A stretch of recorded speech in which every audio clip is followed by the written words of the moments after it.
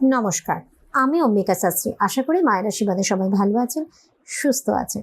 আজকে বলুন, লগ্নে বুধ, বৃহস্পতি, শুক্র থাকলে জাতক বা জাতিকাদের জীবনে কি হয়। লগ্নে যদি বুধ থাকে তাহলে জাতক এবং জাতিকা চালাক এবং ছেলেমানুষ স্বভাবের হয়। তারা তর্কে পারদর্শী হয়, বাণিজ্য এবং বিজ্ঞানে জ্ঞান থাকে তাদের।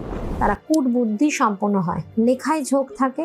বুধ যদি বকরি হয় তাহলে স্নায়বিক উত্তেজনা বা বংশগত ব্যাধি হতে পারে। লগ্নে বৃহস্পতি থাকলে জাতক বা জাতিকাদের ভালো চেহারা, একজন ব্যক্তি সম্পন্ন ব্যক্তি, সরল মনের মানুষ, তাদের বহু বিষয়ে জ্ঞান থাকে। তারা যেহেতু ঈশ্বরে বিশ্বাস করে তাই বহু বিপদ থেকে তারা রক্ষা পায়। তাদের দ্বারা দীর্ঘায়ু হয়, তাদের মধ্য বয়সের পর উন্নতি হয়। আর বৃহস্পতি যদি বকরি হয় তাহলে কাম শক্তি বৃদ্ধি পায়।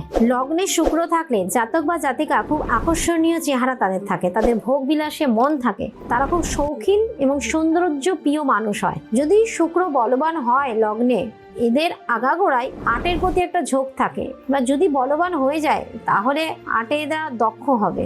যদি শুক্র বকরি হয় তাহলে কাম শক্তি তাদের প্রচন্ডভাবে বৃদ্ধি পায়, তাদের মধ্যে বহুমুখী প্রতিভার বিকাশ পায়। তো আজকের মতো এতটুকুনি।